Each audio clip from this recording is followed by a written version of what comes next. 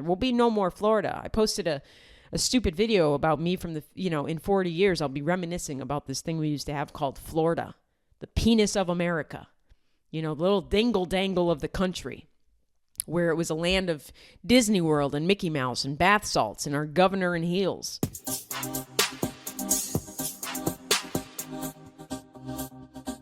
Hello, everybody. Welcome to Heather Shaw is Kidding. It's me, Heather Shaw. Another Wednesday. Here we are. I am deep in the Hurricane Milton. Deep in it, baby. That's all that's on my TikTok feed. We're going to talk about it. If you are in Tampa, St. Pete, Florida as a whole, I'm thinking of you. This one looks a little bit monstrous. We'll see, though. This the storm should be hitting tonight. No, I don't like tragedy porn. I'm not into it because I like tragedy porn. Can I even say that right off the top? Is YouTube going to take it down? Probably. I'm not into it because of the tragedy aspect of it. I'm into it because of the historicness of it. When you have meteorologists on TV breaking down, trying to stifle their tears while talking about a hurricane, it's not good news. It's a wild time. It's a big storm. I'm not going to pretend to know anything about hurricanes. I'm no expert, obviously, but anybody can look at this storm. I mean, when you have the mayor of Tampa getting on air and being like, if you do not evacuate, you will die. I mean, they never say that. They're usually just like, ride it out, motherfuckers. It's going to be okay.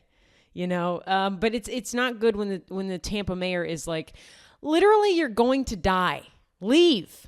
Please leave. I don't even know where these people are supposed to go. And by these people, I mean Floridians. Those crazy Floridians. Their brains are melted from the heat. I love Floridians. I used to be a Floridian, so I feel like I can roast them a bit. But it's all out of love. Floridians are a different breed of people. I don't know where they're supposed to evacuate. It's a whole mess. We'll get into it. Right off the top, I want to say it's good to be home. I've been traveling. Upcoming shows I have Salt Lake City and Las Vegas. That's the only other shows I have this month. Salt Lake City and Las Vegas, October 16th and 17th. Come out to those shows. Naples, Florida. I'm supposed to be in Naples, Florida next month. November 7th, November 8th, Naples, Florida. If it's not underwater, we'll see. I think Naples is pretty south, but, hard to tell where Florida's going to be, if it'll be completely underwater by next month. It may be. And I'm not saying that out of glee. I mean, it's a bummer. My parents live in Florida. They're on the East Coast. Why couldn't they be on the West? No, they're fine. Pottstown. These are tickets that are on sale now. These are tickets that have been confirmed. They're on sale. Pottstown, Pennsylvania. I'm coming to you. Lexington, Kentucky. I'll be doing a weekend in December over at Comedy Off Broadway. Very excited. If you're in Kentucky, come out to that show. Fort Worth, Texas. Those tickets are on sale now. And then upcoming cities. I'm gonna sneeze soon. I'm just gonna hey, baby. That's what I sound like coming. Have I already made that joke? Sometimes I do bits, and I don't know if you've already heard them. But as the time goes on, as these episodes keep rolling, I'm going to be saying the same bits over and over. The same bits that my fiance gets annoyed with that when I say. Well, I say things like, oh, yeah, did you hear so-and-so died? And then I give it a pause and go, her hair blonde? It's not a funny bit. My fiance hates it. Cities that have been confirmed that I'll be going to at the end of this year and in the beginning of next year. Pittsburgh, Pennsylvania. Westchester, Pennsylvania. Tempe, Arizona. Tempe, Arizona. Dania Beach. I don't know how to say that. I lived in Florida, but I didn't learn the places. I didn't learn how to pronounce them. Is it Waxonville? Okay, Dania Beach. Tampa, I'm supposed to go to Side Splitters in Tampa again. I don't know if Tampa's going to survive this. I'm not excited about it. I'm very sad about it. Tampa's a great city. Ybor City is something. But it's a bit concerning. If anything happens, they'll rebuild. It's just, Side Splitters is made up by bamboo wood. It's not. I don't think that they've renovated Side Splitters in Tampa in the past, 50 years. I hope it stays standing after this hurricane, but we'll see. I'm supposed to be going there. Atlanta, Georgia, Chattanooga, Tennessee, Rochester, New York, West Nyack, New York, New York City, Houston, Seattle, Washington, Tacoma, Washington. These are all cities that have been confirmed. Tickets are not on sale yet, but I'm just putting it on your radar. And of course, join the Patreon. These are all the things I have to announce at the front of the episode. If you are on the Patreon, you've got quite an earful this week. I released a Patreon yesterday. It was a little late because I was traveling. I was traveling and stuck in Bentonville, Arkansas. And if you are a Patreon member or an Apple subscriber, you got an earful. You heard my rant on Bentonville. I ranted a lot about Bentonville. And I'll just say that I'm happy that's behind a paywall. Now listen, I made a TikTok kind of explaining my experience, limited experience of Arkansas, but my experience in Bentonville, Arkansas. If you're not familiar with Bentonville, Arkansas, it's basically the birthplace of Walmart, a great American institution where the employees make $7 an hour and are on welfare while currently being employed. Nothing better than Walmart. Walmart, where they'd make you go take a rapid COVID test when you were in Florida, which is ironic and off-putting to go to Walmart to find out if you have COVID. Don't you think the minute you walk into Walmart, you kind of already have COVID? Okay, I digress. Bentonville, I kind of ripped to shreds on TikTok. You may have seen the video. I didn't expect it to get as many views as it did. I thought the 3 people living in Bentonville would have seen it, but really it blew up. Overwhelmingly, the comments were, "You are dead on. You are right. This place is insane." And then, there were a couple people that were like, "If you don't like it, leave." And it's like, I am trying. I was in Bentonville for a comedy festival. It was a fantastic comedy festival. It's probably the most fun ever had in Arkansas. Definitely the most fun ever had in Bentonville. But I did kind of roast the city a bit on my Patreon. I talk about Alice Walton. I believe she's the daughter of Sam Walton, the man who created Walmart. She's a real piece of work. She's got, somebody on TikTok said Alice Walton collects DUIs like she does butterflies, like she's getting them. She's racking them up. She's had DUIs spanning decades. She killed somebody with her car. She's a real Caitlyn Jenner over there. But she racks up the DUIs. I think she killed somebody with her car due to a DUI in 89. Welcome back, Taylor Swift. Wouldn't that be funny if the woman she killed with her car is just reincarnated Taylor Swift? Then she'd be okay. I just spilled coffee all over my face. This is good. I'm talking about Bentonville, and the spirit of Walmart is attacking me right now. She's a piece of work. That town is insane. I'm not going to reiterate what I said on the Patreon because, number one, it's behind a paywall for a reason. Number two, I'm not here to bore the Patreon members. If you're a Patreon member, you don't want to hear the same things I've already said. So join the Patreon, patreon.com/HeatherShawComedy, if you want to check out those bonus episodes where I really get personal and candid. But boy, oh boy, Bentonville was quite an experience. The Big Diamond Comedy Festival was a lot of fun. I will say that Bentonville is just a city where the Walton family members have imprinted their hobbies on the city. So like whatever they're into, the whole town is into. It's not a city. I should stop saying city. It's a town. It's a fucked up town. But literally, they're just like, we like doing this, so now you all have to like doing it. And that's what happened with bicycling.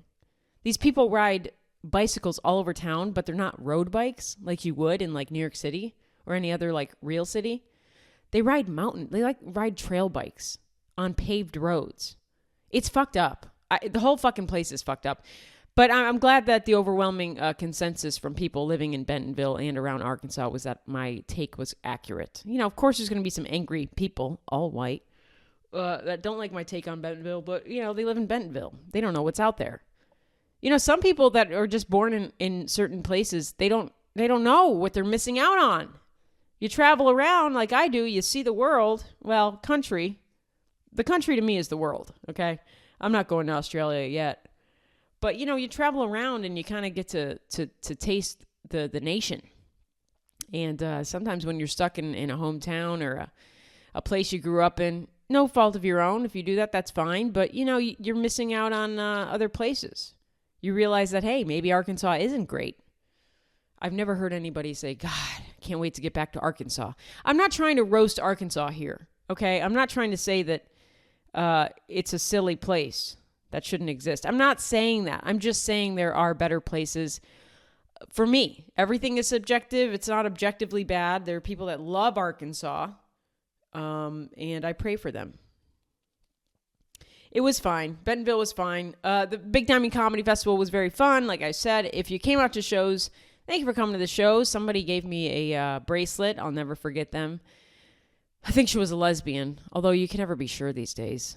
I was just watching a video of what I thought was a lesbian on TikTok talking about she's a Tampa lesbian, I thought. Short hair, big, beautiful butch smile. You know, everything you'd want in a lesbian from Tampa. And I think she's a paramedic, a very lesbian job. You know, this is checking out on paper, lesbian.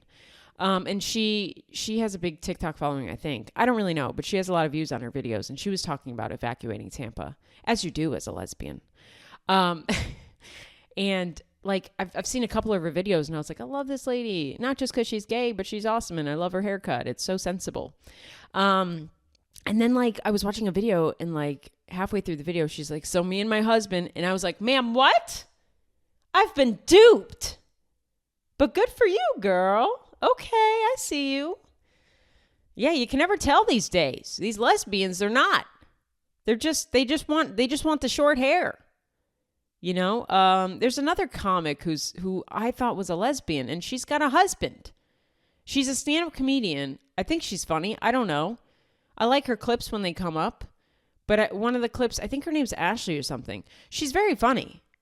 But I thought she was very gay. And you would too. This is not me just being like hoping somebody's gay. I never hope anybody's gay. You know, I don't care. I've already found my person. I'm never like, God, I hope they're gay. I don't give a fuck. But this lady, you know, she's cosplaying lesbian. I mean, it's indisputable. But she's very funny, but she always talks about her husband. And her husband's like 70 years old. It's a very fucked up situation. And I don't mean to be a hater. It's just like, what's going on in this world? But, you know, even lesbians are kind of fucked up. I mean, Sarah Paulson is dating, you know, that skeleton, that body lady, Holland Taylor, who I think I referred to as a hospice patient. But she's not. But it is weird. But it's fine. It's a little weird. It's funny to see the reverse of that. You know, we see straight men like Leo DiCaprio hitting on 12-year-olds. Leo DiCaprio's favorite store is Forever 21. You know what I mean? So it's fun to see the reverse of that, where Sarah Paulson is like a thriving 40-something-year-old, and she's just going to, you know, nursing homes and hitting on women. That's fun. That's fun to me. There's no hate. I love Sarah Paulson. I love the gays. I even love the gays that don't know they're gay and have a 7-year-old husband. A 70-year-old. This is getting really off track. The whole point of this is Bentonville is fucked up.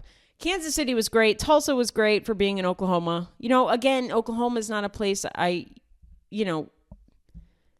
think to go. It's not a place where I'm like, where can I really kick back and enjoy myself? I know, let's go to Oklahoma. But great time in Tulsa. Thank you so much, anybody. Like there were 3 people there. Thank you to everybody that came to the show at the Looney Bin. Great club there in Tulsa. And Kansas City, you were great too. I went to Kansas City on a Sunday night, performed, and it was so much fun. It was a packed out room. Everybody was having a blast. Shout out to Mike, Fixer Mike. I don't know if he listens to this podcast. He may not know how to find it, but all good time traveling. It was a fun time. Bentonville, I'd like to return to only when I have work. Same with Oklahoma.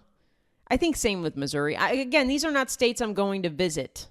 I'm sorry. I don't ever really go anywhere for vacation. So I don't really vacation. I'm taking my first full vacation. And by full, I mean like 4 or 5 days, maybe 4 days with Lily. Lily passed the bar. My fiance passed the bar. Get the fuck, you can't tell me nothing. She passed the fucking bar. She's a lawyer. We're going to go celebrate in Whidbey Island. On Whidbey Island, not in. On Whidbey Island, where Practical Magic was filmed or takes place in. I'm not really sure. I'm very excited. I love Practical Magic and I love Lily. So I'm really excited for our vacation at the end of this month. A little pre-Halloween time off from the world. And that's where we go. You know, we go, That's what we like to do. We're the lesbians that go, where can we relax? I know, let's go where they film Practical Magic. We're not saying, where can we relax? I know, Tulsa, Oklahoma. That's not our thing. But we did enjoy our time there. She came with me because I only take her to the best places. I only take Lily to the best, most gorgeous paradises on earth. But yeah, this Hurricane Milton is brewing. It's all I'm seeing on my TikTok feed. It once was Gypsy Rose, and now it's Hurricane Milton. From Gypsy to Milton. You know, that's the progression for me on my TikTok feed. There's also a guy on TikTok that you should know about. I think his name's Joe. If you're on TikTok, you may have seen this man. I don't remember his full TikTok name. Just search Joe Fungal Shell. There's this guy. He's clearly mentally ill. When I first saw him pop up on my feed months ago, I mean, almost a year ago, he was sores all over his face and kind of talking at the camera. He didn't seem to be on drugs. A lot of times you can tell when someone's on meth. There's a lot of deep breathing. It's because their heart's racing and, you know, the ice is pulsing through their veins. And there's a lot of the tweaky, you know, behavior, you know, and it's just like, he was very calm and very matter-of-factly while having these wild sores on his face. And that could be anything. That could be another disease, or that could be him just picking from mania or something. It doesn't have to be meth all the time when you see sores. But he's really blown up on TikTok because he's mentally ill. He's completely mentally ill. And he talks about his jock itch, his fungal shell around his penis. You know, all the things you want to hear about when you're on TikTok. At least I want to hear about. He's stationed like he's a, you know, soldier. He's a soldier of the fungal shell. He's stationed in Austin, Texas. You know, I love Austin. I love that for him. And he just tries to get jobs, but doesn't really want to work. He got a job at Goodwill, but he's worried about spreading his fungal shell jock itch. He doesn't know what it is around his groin. He's not sure, but he said that, quote, this thing has been hanging on for 20 years. So he's been having this fungal shell jock itch issue for 20 years. And for some reason now it's an issue when he tries to get a job because he's working with clothes, he says. He doesn't want to spread the fungal shell rash to the clothes at Goodwill. And it's like, honey, those clothes have seen worse. Somebody's died in them, girl. Go ahead and work with your rash. No, everybody at Goodwill has some kind of rash going on. The employees, the patrons, everybody. It should be called Rashville. You're okay, girl. It should be called Rashville. I mean, it's almost like a requirement. But when I drop off clothes at Goodwill, they go, do these have rashes on them? And I say yes. If I say no, they don't take them. You and your fungal shell, Joe, you're okay. That's my TikTok feed. It's Joe with the fungal shell who doesn't want to work and is clearly mentally ill. That's the other thing. It's like, hey, guys, let's not laugh too much at this. This man needs help. I don't comment on his videos. I don't really repost. I like them, but I don't want to get, you know, it feels a little icky because this man is clearly mentally ill and people are just like, Joe, you're crazy. And it's like, no, he's literally crazy. It's not like goofy crazy. I mean, you know, the internet will just watch somebody with alcoholism die, like World of T-shirts, and just laugh. And so sometimes to take part in that, it's a little sinister, but I do watch them. You know, there's other creators that are kind of like special needs that people lift up, and it's a little, why do we find this entertaining kind of thing? And I'm guilty of it. I don't really comment, or again, I don't really like repost or talk about it, but I watch in the corners of TikTok, in the dark corners of TikTok, I'm watching. Gypsy Rose, I don't know what's going on with her. I did just see a review on my podcast. Thank you so much for leaving reviews if you do, by the way. I love reading the reviews. They're very unhinged reviews, and that makes sense for an unhinged show. This should have just been called Unhinged, or Heather Shaw is Unhinged.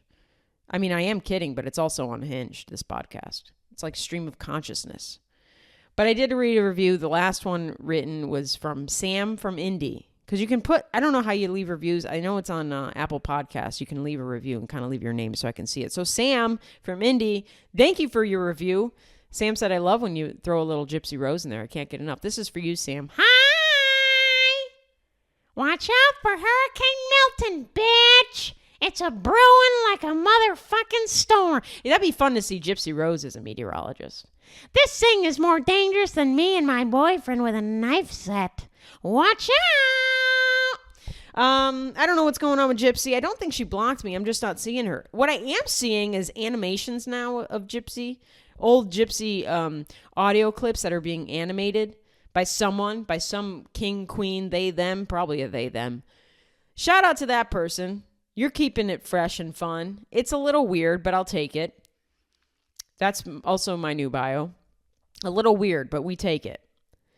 But mostly on my feed now is Hurricane Milton. It started hitting my feed this weekend, Friday, Saturday. And now it's all over my feed.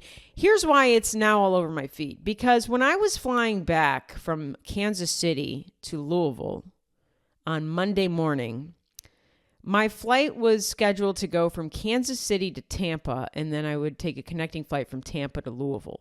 Now, Sunday night, I was deep on TikTok and watching the footage from Tampa. A lot of shitty weather. A lot of people already in the Tampa airport on Sunday night saying there's no car rentals.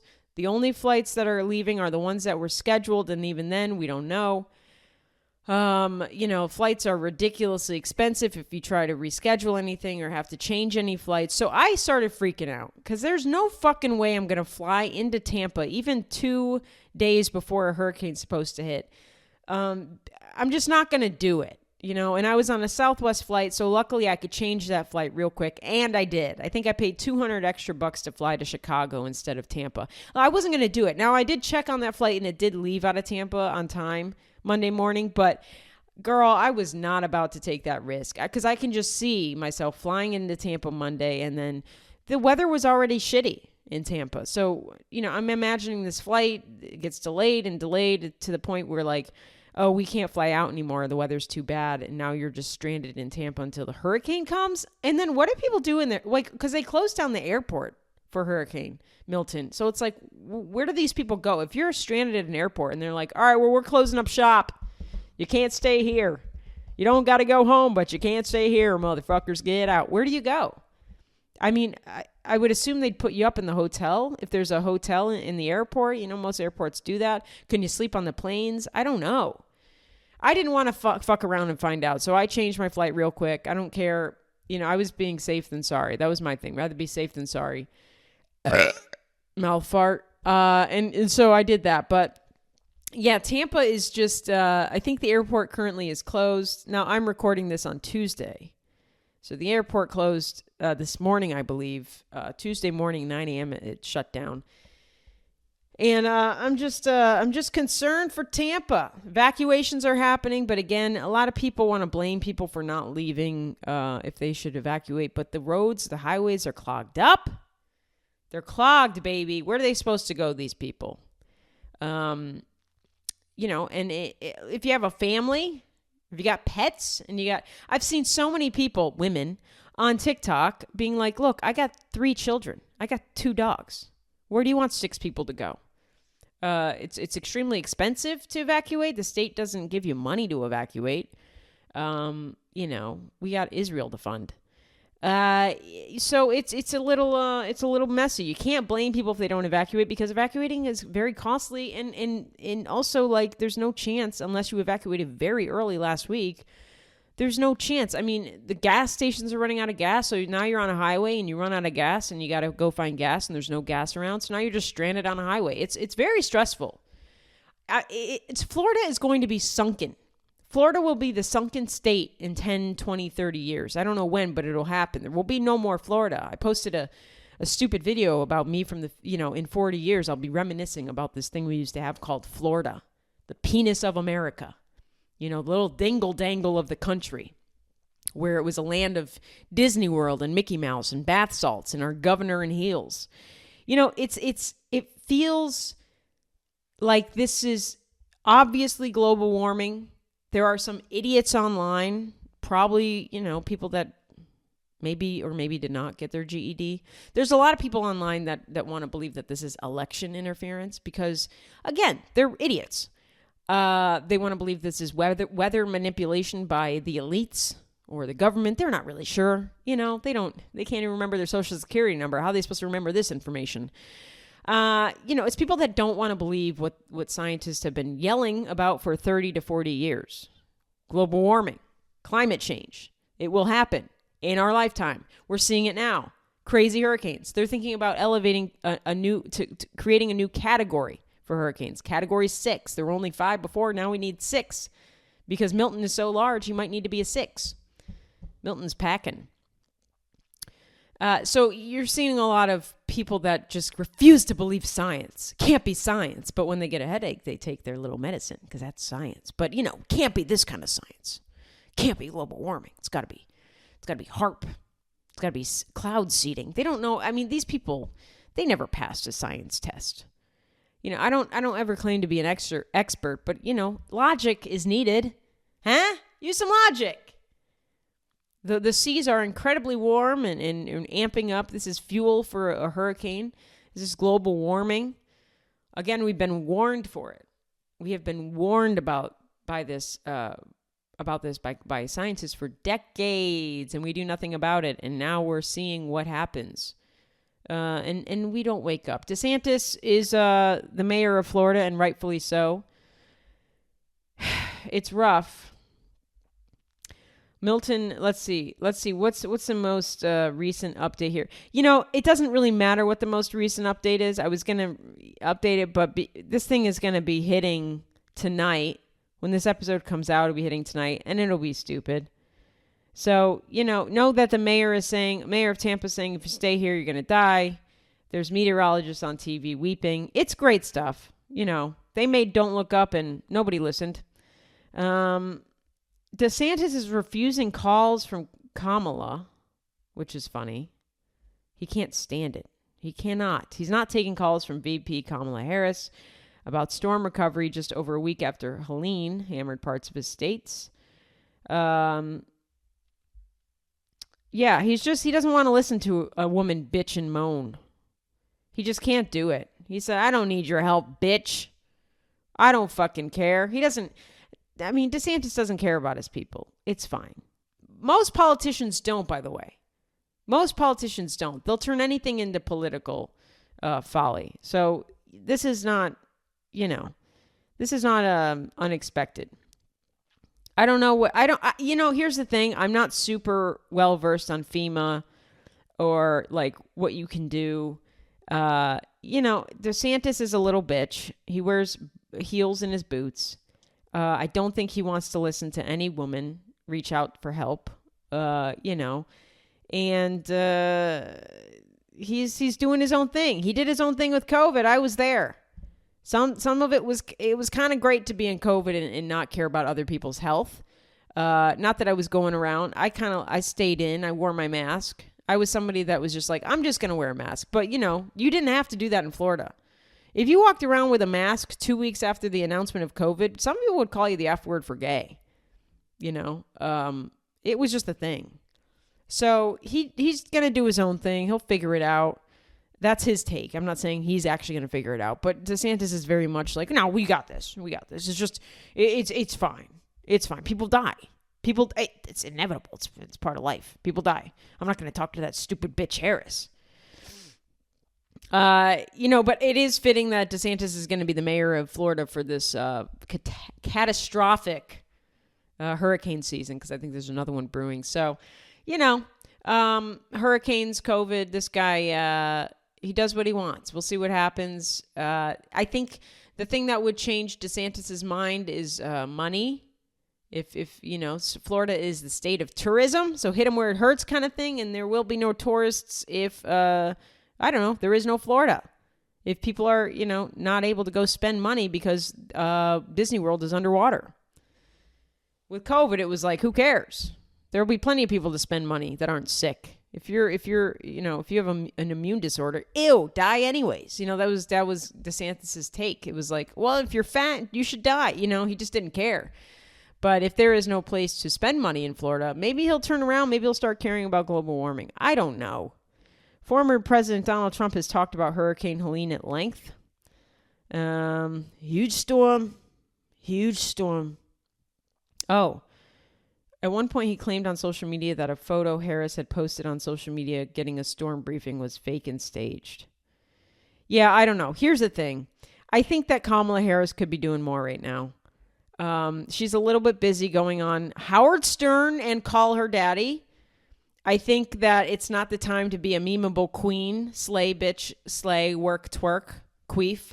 You know, I think right now it would be much more powerful if she was kind of going where she can go in the wake of Helene and in the anticipation of Milton. I think it would look much better and look like she was a real leader if she kind of was boots on the ground. Now, I know there's some places she can't go, obviously. I'm not saying that, but to me, it seems a little tone deaf when she's going on Call Her Daddy. You know, to me, like, why are you going on? I know Howard Stern has a great listenership of people in their 50s and 60s and, child. I can't say it on here. I feel like I'll get banned if I say what I want to say. Let's just say people who should be on To Catch a Predator. Now, I liked Howard Stern in the past, but now I don't know what the fuck Howard Stern is. Now he just does serious interviews, and it's like, what are we doing? At one point, you made people like fart in jars and then smell it. You would have, porn stars do wet t-shirt contests. Now we're interviewing people seriously, Howard? What are we doing? I saw that Kamala Harris was going to be on Howard Stern. I think she already did the interview. I think it would be fun if Howard just had her ride a Sibian. Bring back the old Howard Stern. Put her on a Sibian. Have her ride. Talk about her policies while she's near orgasm. I mean, that's the Howard. What are we going on Howard Stern for then? Just to talk about how much Trump sucks? It's weird. Howard Stern literally had a character called Wendy the Retard. And now he's just talking to Kamala Harris about policies, or I don't even know if they talk about. I don't know what they're talking about. What color are your panties? What color are your panties? Are they like pink? Are they brown? Do your panties match the drapes, Kamala? Do the panties match the drapes? What do you have a double plug? You ever do a little DP action up there in the White House? You ever see Joe Biden naked? Ooh, what's that look like? He looks like he's got to iron his body. What are you doing over there? Like, we're not going to get that Howard Stern interview. That's what I want. Have you ever been with a woman, Kamala? You ever made a woman come? Tell me about that. Tell me. It's I want that kind of interview. I don't know what we're going to get. And then her on Call Her Daddy is so weird. It's so weird. Dude, this is where politics are getting too pop culture-y and cool. Politics are not supposed to be enmeshed with pop culture. I know that Kamala came out swinging with Brad. She's a brat. She's Kamala HQ. She's for the youth. She's a fucking pop star, queen, queef, slay, bitch. Like, she's getting the youth involved, but now it's a little too much. I don't want to see my politicians on Howard Stern. I don't want to see my politicians while they're actively working, while they're running for office. Sure, put Bill Clinton on Howard Stern. Sure, talk about getting his dick sucked in the 90s by an intern. Great, don't care. Talk about him blowing a saxophone on Arsenio Hall. Great, it's in the past. Who cares? Get Bush up there. Talk about how he was shitting bullets during 9/11. That's fun. Talk about his paintings now, where he just paints the people that he bombed during the war. That's fun, but not when they're running for office. I don't need to see my politicians on Call Her Daddy, a podcast that started with like, ladies, here's how you really make him come. Like, I don't need to see that. It's a weird dichotomy to have politicians that are running for office, trying to be taken seriously, going on a podcast called Call Her Daddy. It's very odd. And then you hear things like this. Fans of the podcast, hosted by Alex Cooper, are known as the Daddy Gang. Harris wants their votes. Harris said at one point during the interview, I urge all the Daddy Gang, all of you Daddy Gang. Okay. I urge all of the Daddy Gang, don't hear no. Just don't hear it. That was her advice. Don't hear no. But that sounds like advice that a dude would give like frat brothers. No is not an answer, brother. No is no. No means yes. Don't ever take no as serious. No means yes in this house, brother. Now go roofie the fuck out of them. It's just weird. I don't know if I want my politicians on anything, even like Joe Rogan's podcast. Just, they got to get out there, and nowadays podcasts are the way to get out there. But I feel like politics, they're just not serious anymore. There is just it's all just appealing to like the lower base level of like what's popular, what we got to get on a show that Megan Fox has been on. We got to get on a show that Julia Fox has been on. Any relation there? We got to, is Kamala going to be doing hot ones next? Okay. This one is very hot. Okay. It reminds me of our climate. Okay. Oh, wow. Okay. I'm going to have diarrhea. I'm going to have diarrhea tonight. Oh my, okay. I'm going to start feeling like Biden, just sweating bullets. I don't know what's next. Where can you go from here? Keep it to 60 minutes. Charlie Rose is no longer around because he got Me Too'd, that creep. I don't know. Larry King's dead. What do you do? We don't have any more institutions like this. We have 60 minutes and that's it. Anderson Cooper.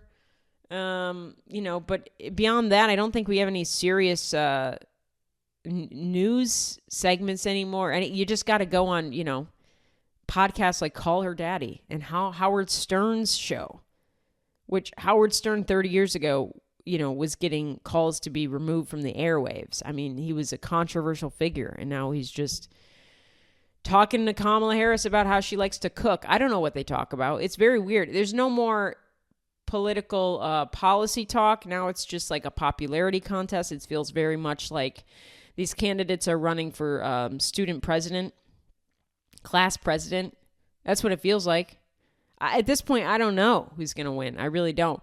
I think that action after these hurricanes will speak volumes. So it'll be very important for the Biden administration and Kamala Harris to get out and support these people. Because, how they handle these devastating hurricanes, it will speak volumes to the American people. You have Trump saying, he's going to say whatever. But the fact of the matter is Trump's not in office right now, so he can always say, well, I can't do anything. I'm not in office. What do you want me to do? I have concepts of a plan. I can't do anything, so it's got to be, if they want to win, they're going to have to really attack this hurricane and the aftermath of these hurricanes to show the American people that they actually care. They care about you. They don't just care about ratings. They're not just looking at how well they performed on Call Her Daddy and Hot Ones. And, if James Corden was around, I'm sure Kamala Harris would do carpool karaoke. Kamala karaoke. It would have been some shit like that. I'm surprised she hasn't been on Jimmy Fallon yet to play a fun game of charades. It's crazy. I don't know when it all changed. The internet really, really, really has amped up and ramped up and changed the political landscape for us. I think when Trump hosted SNL, maybe that was when it started. I don't know. I don't remember if politicians in office really hosted SNL. And that was Trump running. He wasn't even in office. So I don't really know when it changed, but now it's your politicians care more about the cool shows that they can book. The politicians are just comedians. Kamala Harris is doing the spots that are a comedian's goal. We want to get on Joe Rogan. We want to get on Howard Stern. These are the huge Goliaths of media that we want to get on. We want a late night spot on Jimmy Fallon. Kamala got it first. God damn it. We want SNL. Who got it? Trump hosted? God damn it. We're losing spots. Comedians are losing spots and jobs to our fucking politicians. It's weird. It's weird.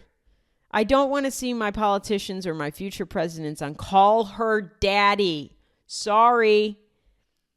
I don't really know. I know that Call Her Daddy in the past was just, it was like, I really don't know. But my fiance listened to it in college, and now she's like, I don't listen to that shit. I listened to it when I was 21, blowing guys. But now why would I listen to it?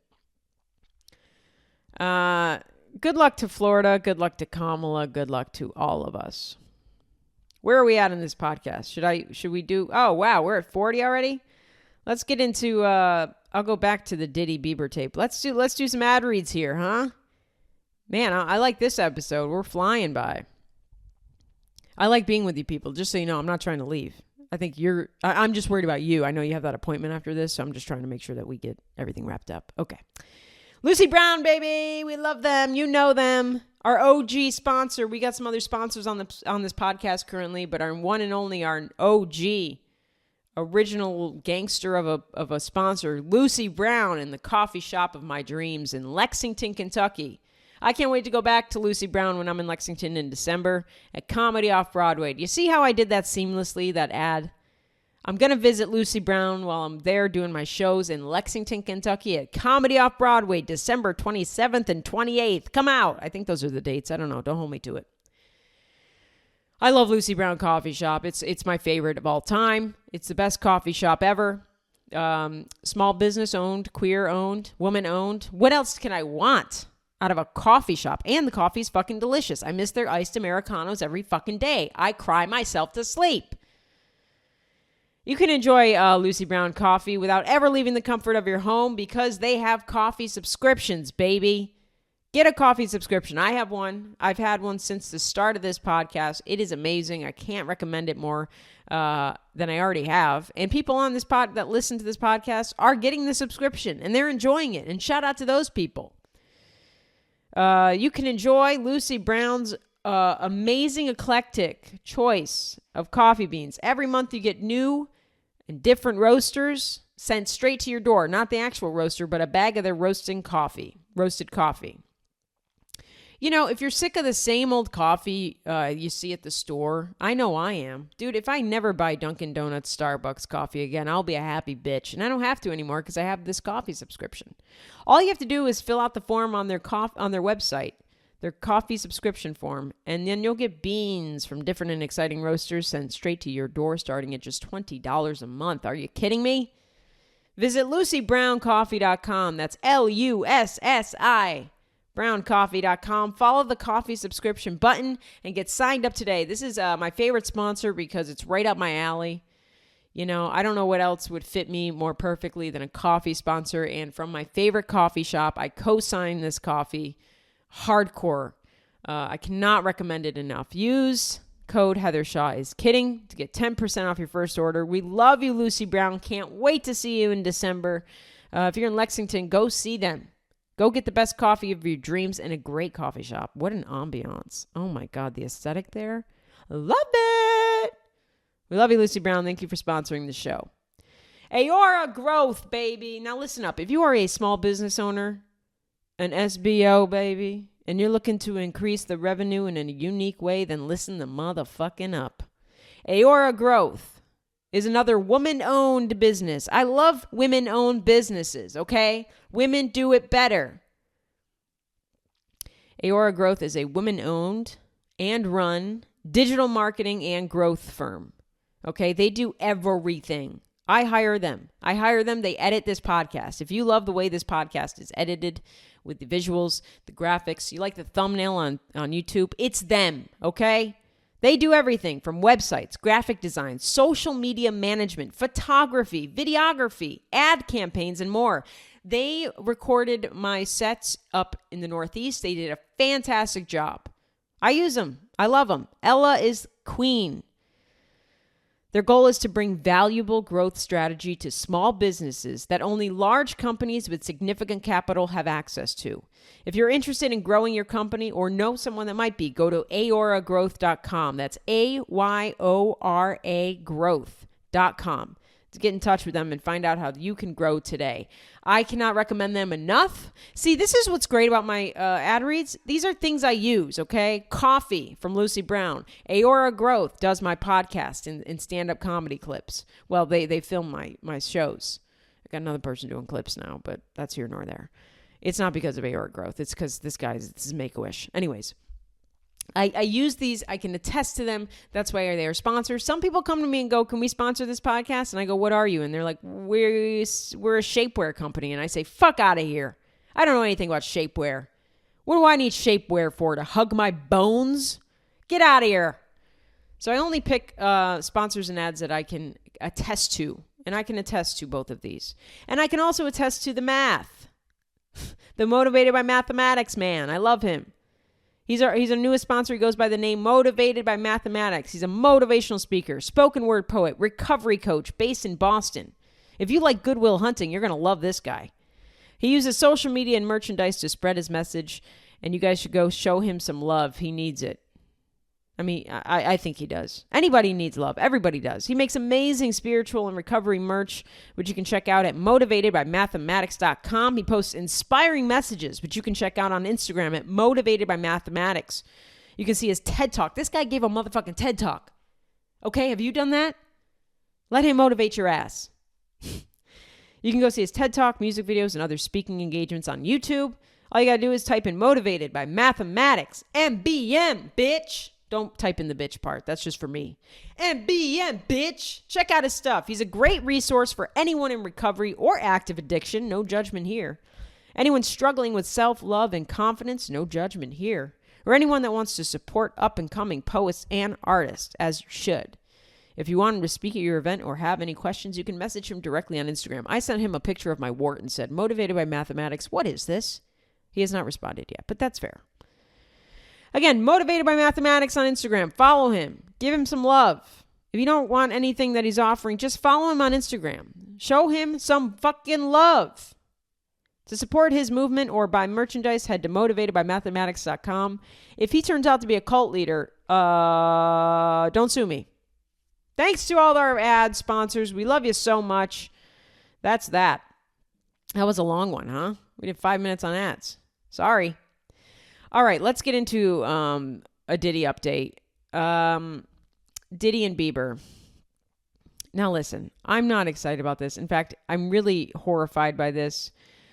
This is the horrific podcast. I mean, we should just call this one horrified. There's a rumor going around, and let me read just this. This male A-list celebrity who is the subject of an alleged sex tape with Sean Diddy Combs is horrified that the footage is being shopped around to media outlets. 2 members of the star's inner circle told the Post, "It's triggering, feels like betrayal violation." More than one person is hawking the incriminating footage. First of all, what a piece of fucking shit to see. Now, a lot of people are alleging that this A-lister is Justin Bieber. The video shows a man who appears to be Combs having sex with a younger male who appears to be an A-lister. Both of their faces are clearly visible in the footage. It's a total nightmare. A lot of people are purporting this to be Justin Bieber. That would make sense. I could also see it being Usher, a younger Usher. However, video footage back then when Usher was a child or, a teen or whatever was not as clear. So I would think that it would be more geared towards this could be Bieber. Because video footage is a lot more, when Bieber was a tween, hanging out with Diddy because his parents fucking sold him, the video footage would be much more clear. So I do believe that there is video footage of Bieber underage, engaging in sexual acts with Diddy. I mean, there's a lot of tapes, but this one is really fucked up. And the fact that anybody is trying to sell it is fucked up and they should be charged. I don't know what the law is with this. I am marrying a lawyer. That doesn't make me one. Okay, baby, I'm real dumb. The only bar I pass is a drinking one because mama don't drink. It's real fucked up. It's real dark. I hope to God this video never sees the light of day. Anybody that has this video, the video should be turned over immediately to the feds. Who's to say it's not the feds trying to sell it though, huh? You never know. Everything is fucked. It's fucked up. I really hope that Bieber survives all this bullshit. Imagine you underage, being taken advantage of, especially if you're a male, taking advantage of by another male when you are not a gay male, even if you were. But there's a lot of homophobic men out there. Yeah, imagine having that tape and it being in the hands of a greedy motherfucker who's trying to sell it, trying to sell the worst moment of your life getting taken advantage of. You're possibly drugged. You're possibly under the influence. You don't really remember it, but it is on tape. I mean, this is the reality for a lot of people. A lot of people kind of had this happen to them, and it's just real bad. And if you look at Bieber now, he doesn't look healthy, and I don't blame him or judge him for that. It looks really bad. He looks fucked up, man. Not drugs, just fucked up, like it's in his, he doesn't seem well. So I hope it never sees the light of day, but that is apparently a thing that's happening out there. I would, if it ever got out public, I would judge anybody who even watched a second of that. Why are you wanting to watch that? What's going on in your head that you want to watch that fucking shit? I can't even watch porn. Literally, it grosses me out. So, and I'm not trying to be, if you watch porn, great for you. I can't do it. It doesn't gross me out because I'm like, oh, women, feminism. It's just gross, dude. It's forced and weird. It's such a weird thing. If you're going to watch porn, watch like homemade amateur shit where they actually know each other's names and like, kind of there's a connection at least. I don't know. It's fucked up. But anybody wanting to watch that tape, yeah. And I know there's so many people out there that would, and that's what's crazy. On Tuesday, attorneys announced that more than 100 victims, including a male who was 9 years old at the time. Okay, let that sink in. Texas attorney lawyer Tony Busby, great name, said more than 100 of victims, including a male who was 9 years old at the time, are expected to file lawsuits against Combs for alleged sexual abuse and exploitation. The Busby, the attorney, said, I want to focus on the ages of these victims. When we talk about the ages of these victims, when the conduct occurred, it's shocking. So it's just a fucking mess over there, man. It is the fresh wave of complaints by 121 accusers were roughly split evenly by gender. Hey, man, Diddy didn't discriminate. Anybody could get it. Spanned over 30 years and included 25 minors, with one child who was allegedly just 9 when they were victimized.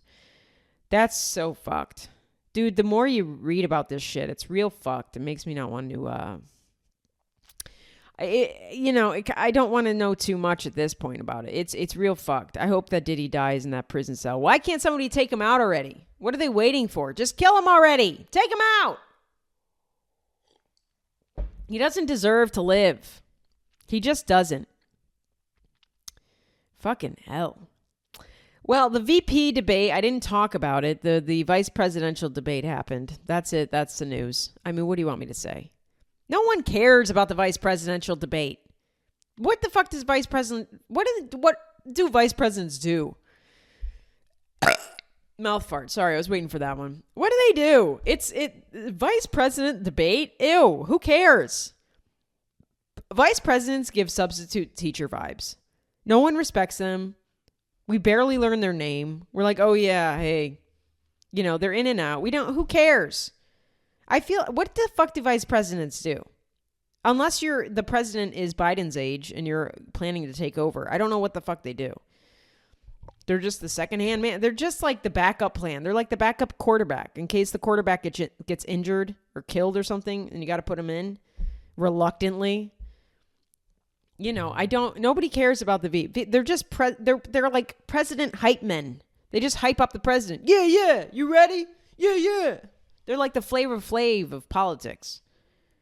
Hey, boy, here we are. My name's Tim Walsh. We came this far. We ain't going back. We ain't going back. Not a heart attack. Yeah. I don't know what they do. Nobody cares about the debate. I didn't watch it. I don't care. They're not running the country. Sit the fuck down. I mean, I don't care what JD Vance. It almost seemed like they were going to kiss. I saw some clips and they seemed like they were into each other. It's like these men, they're so close to understanding each other. I think at one point JD Vance was like, Tim, you make sense, man.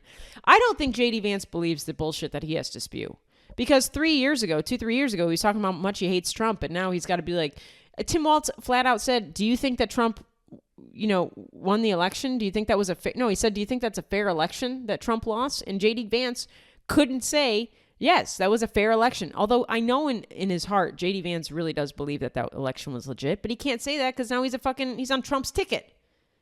God, that's got to eat you alive at night. I couldn't be that person to just give away all my integrity and morals for what? To work with Donald Trump? To be a vice president on Donald Trump's ticket? Ew. Girl, I'd rather work at the Fashion Bug. But that's all I have for the VB debate. Nobody cares. They're substitute teachers that are showing up and trying their best. And it's like, you'll be gone tomorrow. We'll see you every once in a while as a blip. You know, it's whatever. Some fun news. Guess what state this news is coming out of? Mom and son used their real estate business as a front for their pretty women prostitution empire, cops say. What state do you think these people are from? I'll give you a hint. This state's about to be demolished by a hurricane. Oh, if you said Florida, you're right. A Florida man and his mother jointly ran a sprawling prostitution ring for nearly a quarter century. That's 25 years, if you're dumb. Washing hundreds of thousands of dollars via various front companies and real estate purchases. You know what? Let them. It's fucking prostitution. As long as they're not being pimps and hurting these women and they're giving women a fair cut. Heidi Fleiss, I support. You know, Heidi Fleiss was the escort queen. I support it. As long as, again, these women better be making their money, getting their bag. The only crime should be if they've been shorting these women money or abusing them. Let's see. Based on intelligence gathered and evidence obtained from records, there is reason to believe that Margareta von Lambert is using her Florida real estate license to facilitate the laundering of illicit proceeds for her son, Christopher Jelovic. Okay, so this is weird. If it's her son, that's the pimp. Because any man who's managing escorts, you're just a pimp. I'm sorry. If she's just helping her son wash his money from being a pimp under her real estate license, then we got a problem. Many of the escorts working for them, and this is the first time I'm reading this article, so we're going on a ride together. Many of the escorts working for the mother-son team were registered as real estate agents and had valid real estate licenses. It's very smart. This is great. This is beautiful. This is a good business. I mean, real estate agents are one step away from prostitution as it is. I mean, everybody you know that didn't do well in college or didn't go to college, they're either a nurse or a real estate agent, you know, and that goes for men and women. Real estate agents are always one bad house sale away from prostitution as it is. So why not? All right, let's see. The son and mother were arrested on September 11th. Never forget. Shortly after the son bought plane tickets to Brazil in the middle of the night. Well, they're both detained on felony charges of money laundering, deriving support from the proceeds of prostitution. And if they come up with bail money, six-figure sums for each, the two will have to prove to a judge that the funds are not linked to any illicit activity, so they can't do that because all their money comes from that. The government's just mad when you make money and don't tell them. That's it. It's not really that they're mad about the prostitution because it's Florida. I mean, prostitution should be legal. You know what I mean? You can't have illegal. Is prostitution illegal? It should be legal. That state's going to be sunken by a hurricane. Let them, suck dick for money. Well, the government's just mad that they're hiding their money from the government. They don't like that. I don't have much information here in this article. Here we go. The mother-son duo went into business in 2000. Fuck yeah. How old are these people? Hold on. There was an age up here. 48 and 70. The mom's 70. I fucking love this. Make this into a movie. Make this the second Florida Project. The mother-son duo went into business in 2000 and have been targeted by investigators multiple times in the past, but have never been prosecuted until now. I don't know. I mean, I'm trying to get some information about the prostitution here, but it's just kind of like, yeah, they made money. They purchased real estate. I like that they were hiding the prostitution as real estate agents. That's fucking fun. That's really fun. That's smart. Did they call their agency Pretty Women? Because that's fucking hilarious. I don't know. I just saw something that said once Pretty Woman was back up and running. That's funny if they named their agency Pretty Woman. That's smart. You know what? Make this a movie. It'll be huge. It won't be a Joker 2, but it'll do well. God, can we talk about Joker 2? That shit flopped. Now, did you know it was a musical? I had no fucking idea. I saw the trailer, and honestly, I saw the trailer before I was watching this movie in the movie theater last weekend. I need to tell you about it, and I will in a second. It is the best goddamn movie I've ever seen. Not Joker 2, the movie I went to see. But I saw the trailer for Joker 2 playing before this movie that I went to see, and I was kind of about it. I was like, oh, this looks kind of good. Like, you know, Gaga, dramatic trailer, Joaquin Phoenix. What can go wrong? I think Tim Dillon, one of my favorite comedians, had a cameo or had a little bit part in it. I did not know that fucking shit was a musical. I did not know that. They did not advertise that right. I don't know if the director, I don't know his name, Todd Phillips. I don't know if he was trying to fuck with people, but you got to tell somebody if it's going to be a musical, bitch. That's something you prepare for. You know, that's like meeting up with somebody and them not telling you they want to do anal. You got to tell somebody you want to do anal. You can't just be like, okay, well, I had a burrito for dinner and I have not cleansed my asshole, so we're going to get a poopy dick here. You got to prepare people. You can't just go in like that.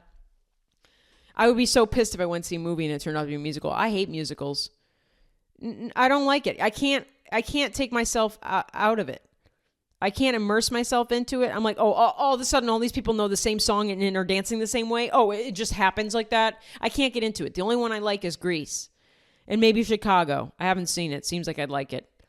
But I can't take musicals serious. I'm just like, oh, okay. So we all just know the same dance number, huh? This is just a pitiful flash mob. This is so gay. This is too gay for me. I blame my gay brother. You know, I grew up with my brother who's gay. And he's been gay his whole life, obviously. And the amount of show tunes I've had to listen to growing up, it's really turned me off from the whole thing. So Joker 2 flopped. Beyond it being a musical, it's just not a good story, I guess. It's just wacky. Let's read some fun Letterboxd reviews because I came across a bunch of great reviews here. So here we go. It's called Joker Folie à Deux. This movie is like when that one mediocre kid somehow got 100% on a test, but everyone knew it was just because he copied the actual smart kid. But then the smart kid changed seats, so he went on to get 0.5% on the next test because he couldn't rip anyone off anymore. All this to say this was fucking trash. All right. Joaquin Phoenix was not the Joker. The real Joker was me who decided to watch this. That's great. That's great. If the first film was supposedly going to incite incel terrorism and violence, this one might actually prevent it by boring them to a point of self-reflection. Accurate. I shouldn't have said how bad can it be. You know, I really want to watch it now. Todd Phillips is the real Joker for making me watch this movie. Not even joking when I say these things. Not even joking when I say there are worse. These are worse than the Venom movies. I don't know what that means. I'd rather fall into a vat of acid than to have to watch this movie again. I mean, I don't know how bad it could have been. More films should be designed to purely piss off fanboys like this one clearly is. Yeah, I don't know. I mean, nobody likes it. This one's good. I don't know. Maybe he should go back to making hangover movies. You know, because the director used to make the hangover movies. I mean, if I have to explain it, it's not very funny. Look, this is just what happens when you give a man named Todd criticism about his art. Yeah, it was a flop. It was a flop. I hate to say it, but Gaga doesn't do well for movies. She somehow has escaped a lot of flopping movies and somehow is still like very relevant. Even her art albums lately kind of suck. She's just so A-list now that she can do anything. She's so A-list. That Gucci, House of Gucci or something, I tried to watch that. That was a piece of shit. And she was like so theater kid in that. Like I couldn't, like her acting was so not good. She's a little too much. I don't know. Is she the kiss of death for movies? It's not her fault that this is a piece of shit movie. She's just playing a part. But it seems like whenever she's in movies, it's like it's the Madonna effect. It's like, is this good or what's going on? I mean, she had A Star Is Born. That's like Madonna's Evita. You know, that was her thing. And now everything after that, it's like Madonna was once in a movie with Rupert Everett, where she played Rupert Everett's best friend. Rupert Everett's I think that's the guy's name, is a gay man in real life. Yeah, I forget what the movie was called. You probably know it if you're a Madonna fan. What was it called? The Next Best Thing. Where basically Rupert Everett plays her gay best friend and they somehow hook up. I don't know. They get so drunk that they hook up. Girl, never once have I gotten so drunk when I drank that I fucked my gay friend. And vice versa. No man was like, let me bang that. That usually bangs men. But then she gets pregnant and decides to keep the baby. It's a fucked up movie. You got to watch it. But that was called The Next Best Thing. Next Best Thing. The Next Best Thing is not The Joker 2. But I kind of want to hate watch it now.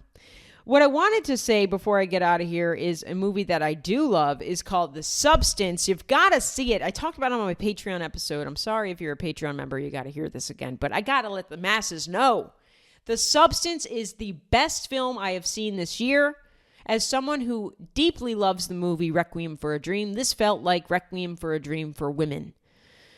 It is so good. I don't care what any man's take on this film is. Don't listen to any man about this film, although I'm sure they loved it. It is a ride. It is so well done. The cinematography is amazing. The music's amazing. Demi Moore is amazing. Margaret Qualley is amazing. Dennis Quaid is amazing. The director is amazing. The story is amazing. It's original. It's gory. It is listed as a horror film, but it's so much more. It is amazing. I love it. I hope that there's Oscar buzz for this movie. It'd be nice to see a horror movie taken seriously because they can be taken seriously when they're made like The Substance was made. It's fucking good. It is everything I want in a film. I'll be rewatching it very shortly. Go see it in the movie theater if you can. It's a very fun experience, especially the last 30 minutes. A very fun experience in the theater. People don't know whether to laugh or to gasp or to cry. At one point during the film, there were some gay guys in the theater. Love that. Again, they would never sleep with me and I would never get pregnant by them. So, Madonna. But there were some gay guys, and at one point, it was really quiet in the theater, and something crazy was happening, and I just heard one of the guys go, "Oh my God." And if that's not a good review for a film, I don't know what is. It is, now is it gory? Yeah, but you can always close your eyes. You know, it's not that bad. You'll be fine. But it is just so incredibly well done, and I love Demi Moore, and I love that this was a film that she signed on to do, and she killed it. She absolutely killed it. Please go see The Substance. Go see it in a movie theater if you can. I understand if you want to watch it at home if you're too squeamish or scared, but it really is such a great experience in the movie theater to view this film with other people, because you can literally hear people's audible reactions throughout the film. Funny parts, slick parts, gross parts, weird parts, creepy parts, unsettling parts. All of it is so much more fun to experience with a live audience. So go check it out. Thank you so much for listening to the podcast. If you leave reviews on the podcast, I do read them all. Thank you so much, especially Sam from Indy for that Unhinged podcast review. Review it if you'd like on Apple Podcasts. Rate it on Spotify. Leave a comment on YouTube. Do what you want to do. Join the Patreon if you want to hear me rip on Bentonville, Arkansas in full form. Or if you want every single extra episode I've released and will release in the future, it's all there on Patreon. $3 a month, as low as. You can pay $3, $5, $10, or $20, but you get the same access, the same thing. It's just an extra bonus episode of the podcast. It just depends how much you want to support Mother Shaw. I don't ever want to call myself that again. I'm sorry. Patreon.com/Heather Shaw Comedy is where you can sign up for that Patreon and get all those bonus episodes. I also sell the episodes on Patreon. If you don't want to become a full member, $5 a pop for each episode. So if there's a certain one you want to listen to, $5 a pop. Boom. Upcoming shows. I'm in Salt Lake City and Las Vegas in a week. October 16th, October 17th. Tickets at heathershawcomedy.com. Naples, Florida. I'll be at Off the Hook Comedy at Naples, Florida, if Naples, Florida is still around and in existence. November 7th to the 8th. Fun little weekend there. Pottstown, Pennsylvania. Lexington, Kentucky. Fort Worth, Texas. All tickets for those shows are currently on my website, heathershawcomedy.com. And again, if you are in any of these cities, I will have tickets up on my website shortly. Pittsburgh, Westchester, Tempe, Dania Beach, Tampa, maybe, if Tampa's still around. Atlanta, Chattanooga, Rochester, New York, West Nyack, New York. If I'm saying that wrong, I'm sorry. New York City, Houston, Texas, Seattle, Washington, Tacoma, Washington, and even more cities to come for the new year. Thank you so much for listening week in and week out. I love you so much. Stay gay. See ya.